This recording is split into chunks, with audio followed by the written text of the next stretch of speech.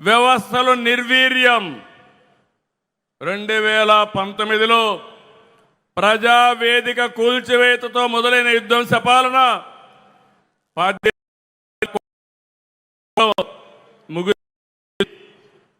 అప్పులు, అరాచకాలు, ఆర్థిక విధ్వంసం, కూల్చివేతలతో కడకు రాష్ట్రాన్నే విధ్వంసం చేశారు. అవునా కాదా అని మిమ్మల్ని అడుగుతున్నా.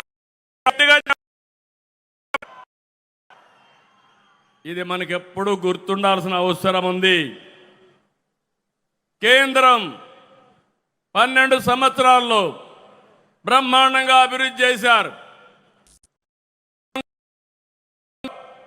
నరేంద్ర మోడీ గారు అభివృద్ధి, సంక్షేమం, సుపరిపాలన మనకు అందిస్తే ఈ 5 సంవత్సరాలు దాన్ని అందిపుచ్చుకోకుండా కడాన మీరు చూస్తే కేంద్ర పథకాలను పక్కన పడేశారు.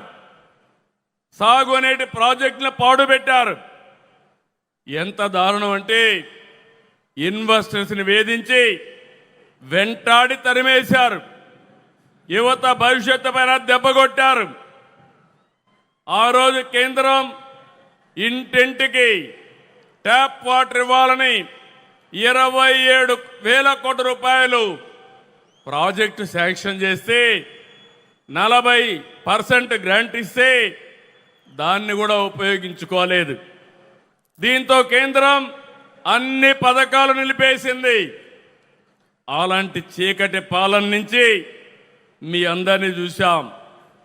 3 పార్టీలు పోరాడాం, విడివిడిగా పోరాడాం.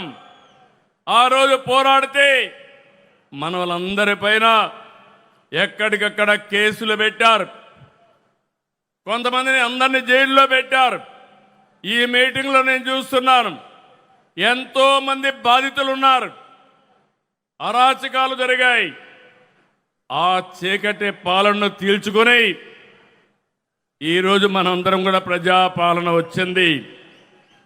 ఆ రోజు నన్నే కాదు, కడాన మీరు చూస్తే ఇంత అనుభవం ఉండే నన్ను ఒక్క నోటీస్ ఇవ్వకుండా జైల్లో 53 రోజులు పెట్టారు. అదే మరి పవన్ కళ్యాణ్ గారిని అడుగడుగునా హెరాస్ చేశారు. అవునా కాదా గుర్తు తెచ్చుకోమని మరొక్కసారి విజ్ఞప్తి చేస్తున్నా. ఎన్నికల్లో విజయాన్ని చూసి మురిచిపోలేదు, రాష్ట్ర దుస్థితి చూసి కుంగిపోలేదు. నేను 4వ ముఖ్యమంత్రి. హైదరాబాద్ని అభివృద్ధి చేయడంలో, తెలుగు జాతిని ప్రపంచ పటంలో పెట్టడంలో ఆ రోజు పనిచేశాను.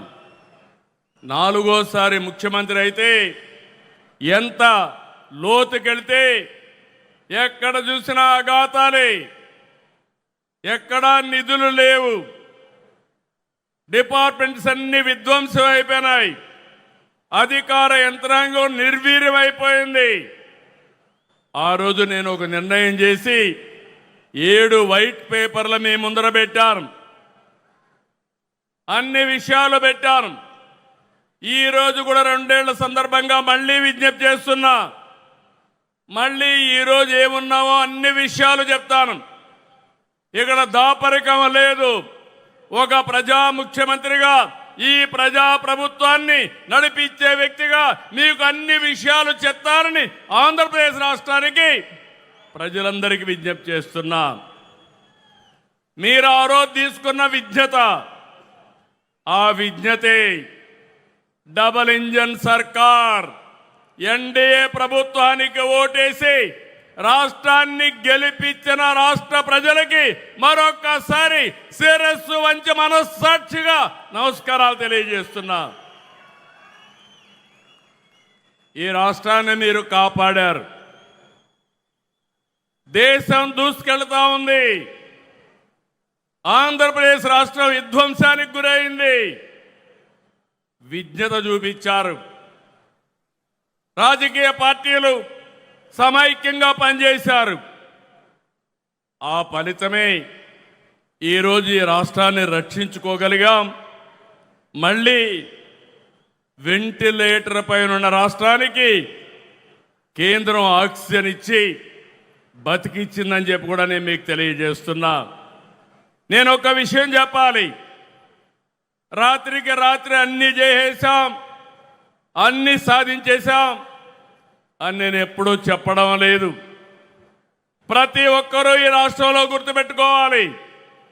నేను గర్వంగా చెప్తాను, ఆ రోజు ఈరోజు ప్రజలందరూ కూడా శాంతియుతంగా ఉండగలుగుతున్నారంటే, లా అండ్ ఆర్డర్ ఉందంటే, మీ ఆస్తులకు రక్షణ ఉందంటే అది ఎన్డీఏతోనే సాధ్యమైందని మరొక్కసారి మీకు విజ్ఞప్తి చేస్తున్నా.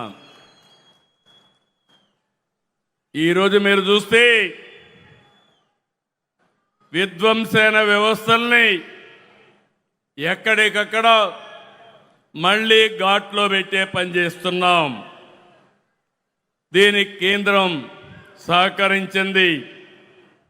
Polavaram, Amaravati, Visakhapatnam steel plant, railway జోన్తో సహా అనేక విషయాల్లో కేంద్రం అండగా నిలబడింది.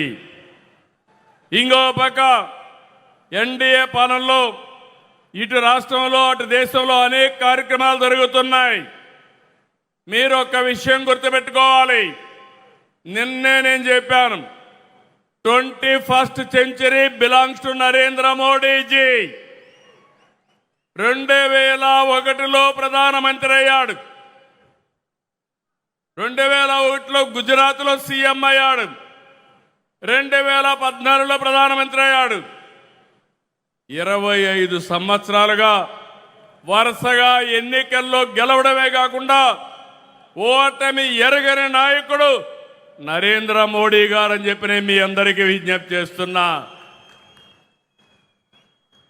అందుకే నేను ఒక మాట చెప్పాను, ఈ 20 అటు గుజరాత్లో కానీ ఇటు ఢిల్లీలో కానీ అనేక కార్యక్రమాలు చేయగలిగారు. 12 ఏళ్ళు ఉన్నారు, 25 కోట్లకు పైగా ప్రజల్ని పేదరికం నుంచి విముక్తి కలిగించారు. 2014లో 91 కిలోమీటర్ల నేషనల్ హైవేలుంటే ఈరోజు 1,46,000 కిలోమీటర్లు తీసుకొచ్చారు. ఆ రోజు 74 ఎయిర్పోర్ట్లుంటే ఈరోజు 160కి పెంచారు. 11 కోట్ల మరుగుదొడ్లు కట్టారు. ఇంటింటికి కొళాయిలు ఇవ్వాలని 80% పూర్తి చేసే బాధ్యత తీసుకున్నారు. 160 వందే భారత రైళ్లు తెచ్చారు. 4 కోట్ల మంది పేదలకి ఇళ్ల నిర్మాణం చేశారు. ఇవన్నీ చిన్న విషయాలు కాదు.